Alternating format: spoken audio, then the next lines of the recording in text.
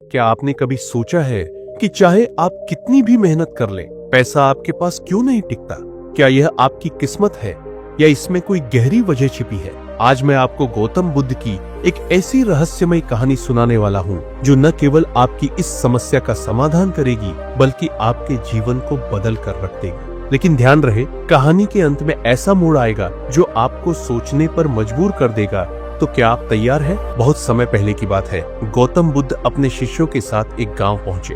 तब गौतम बुद्ध के गांव आने की खबर तुरंत फैली और लोग उनकी बातें सुनने के लिए उमड़ पड़े। इसी गांव में एक धनी व्यापारी भी रहता था।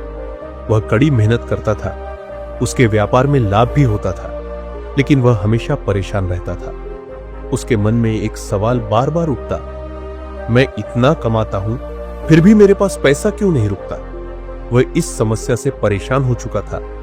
तब उसने सोचा, बुद्ध महान ज्ञानी है, शायद वे मेरी इस समस्या का समाधान कर सके। तब वह अगली सुबह बुद्ध के पास गया और उसने विनम्रता से गौतम बुद्ध को प्रणाम किया और बोला, हे ज्ञानी महाराज, मैं एक समस्या को लेकर बहुत परेशान हूं, आप मुझे इस दुविधा से बाहर निकालो। तब बुद्ध ने शांत स्वर में कहा, बताओ तुम्हारी परेशानी क्या है? तब व्यापारी ने अपनी समस्या बताना शुरू किया। उसने बताया, मैं दिन रात मेहनत करता हूं, मेरा व्यापार अच्छा चलता है, लेकिन जो पैसा मैं कमाता हूं वह मेरे पास टिकता नहीं है और जैसे ही धन आता है वह वैसे ही खर्च हो जाता है।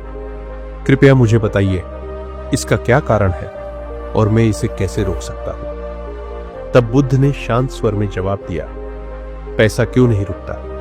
इसका जवाब तुम्हें अवश्य मिलेगा, लेकिन पहले तुम्हें एक कार्य करना होगा। तब व्यापारी ने तुरंत कहा, भगवान, मैं हर वह कार्य करने को तैयार हूं जो आप कहेंगे, बस मेरी समस्या का समाधान कर दीजिए। बुद्ध मुस्कुराए और बोले, तुम्हें गांव के हर घर में जाना होगा और वहां से एक मुट्ठी चावल मांगकर लाना होगा, लेकिन याद रखना, चावल केवल उसी घर से लाना है जहां कभी कोई दुख, समस्या या अभाव न हुआ हो। व्यापारी ने सोचा, ये तो आसान काम है, गांव में तो कई अमीर लोग रहते हैं, ऐसे घर जरूर मिल जाएंगे जहां कभी कोई दुख न हुआ हो। वह तुरंत खाली टोकरी लेकर गांव में निकल पड़ा और वह सबसे पहले अपने पड़ोसी के घर गया और दरवाजा खटखटाने पर एक बूढ़ी महिला बाहर आई। व्यापारी ने कहा, मां जी, मैं आपसे एक मुट्ठी चावल मांगने आया हूं, लेकिन एक शर्त है, आपके घर में कभी कोई दुख या समस्या न हुई हो। तब महिला की आंखें नम हो गई और उसने गहरी सांस ली और कहा, बेटा, मेरे पति का देहांत कई साल पहले हो गया था, मैं अकेले ही अपने बच्चों को पाल रही हूं, ये घर दुख से अछूता नहीं है। ये सुनकर व्यापारी निराश होकर वहां से चला आया और अगले घर पर उसने वही सवाल किया। वहां एक किसान ने जवाब दिया, भाई, हमारे खेतों में पिछले साल टिड्डियों ने हमला कर दिया था, हमारी फसल बर्बाद हो गई थी, कई महीनों तक हमें भूखा रहना पड़ा। मैं माफी चाहता हूं, लेकिन तुम्हारी शर्त पूरी नहीं कर सकता। अब व्यापारी एक एक कर कई घरों में गया। हर जगह उसे किसी न किसी दुख, संघर्ष या समस्या की कहानी सुनने को मिली।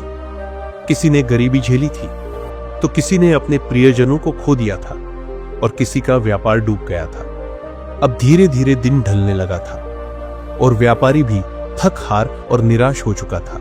उसने सोचा, क्या इस पूरे गांव में ऐसा कोई घर नहीं है जहां दुख न हुआ हो? क्या भगवान बुद्ध ने मुझे असंभव कार्य के लिए भेजा है? जब वह बुद्ध के पास लौटा तो उसकी आंखों में थकान और सवाल साफ झलक रहे थे। बुद्ध ने उसे देखा और शांत स्वर में पूछा, क्या तुम्हें ऐसा कोई घर मिला जहां कभी कोई समस्या या दुख न हुआ हो? व्यापारी ने सिर झुका लिया और बोला, नहीं भगवान, पूरे गांव में ऐसा कोई घर नहीं है, हर किसी ने किसी न किसी तरह का दुख झेला है। तब बुद्ध मुस्कुराए और बोले, जैसे इस संसार में कोई ऐसा घर नहीं है जहां दुख न हो, वैसे ही धन भी कभी स्थिर नहीं रहता। लेकिन इसके पीछे एक और कारण है। यह कहते हुए बुद्ध ने पास रखा हुआ एक गिलास उठाया। गिलास को पानी से भरते हुए उन्होंने व्यापारी से पूछा, क्या यह गिलास भरा हुआ है? तब व्यापारी ने कहा, हां भगवान, यह पूरा भरा हुआ है। तभी बुद्ध ने गिलास में एक छोटा सा छेद कर दिया। अब धीरे धीरे गिलास का सारा पानी बाहर गिरने लगा। तब बुद्ध ने समझाया, तुम्हारे धन का भी यही हाल है। तुम्हारा जीवन भी इस गिलास की तरह है। यदि इसमें विवेक, संतोष और संयम न हो तो धन भी इस छेद की तरह बाहर निकलता रहेगा। तुम्हें अपने जीवन में यह देखना होगा कि यह छेद कहां है। तब व्यापारी ने गहरी सांस ली और कहा, भगवान, कृपया आप मुझे बताइए कि मैं इन छेदों को कैसे बंद करूं। तब बुद्ध ने कहा, तुम्हें इन 4 गुणों को अपनाना होगा। नंबर 1, लोभ का त्याग। तुम्हें अधिक पाने की लालसा धन को स्थिर नहीं रहने देती। तुम्हें अपने मन को लोभ से मुक्त करना होगा। नंबर 2, सदुपयोग। तुम्हें धन का उपयोग अपनी और दूसरों की भलाई के लिए करना चाहिए और अनावश्यक खर्च और दिखावे से बचना चाहिए। नंबर 3, दान और सेवा। तुम्हें पैसे का सबसे अच्छा उपयोग दूसरों की मदद में करना चाहिए और जो धन दूसरों के काम आता है वह तुम्हारे पास हमेशा लौट कर आता है। अब नंबर 4 और महत्वपूर्ण गुण जो तुम्हें अपने जीवन में जरूर अपनाना चाहिए वह है संतोष और आभार। तुम्हारे पास जो कुछ है उसके लिए कृतज्ञ रहो और जो व्यक्ति संतोषी होता है उसके पास धन भी स्थिर रहता है। ये चारों गुण तुम्हें अवश्य अपने जीवन में अपनाने चाहिए।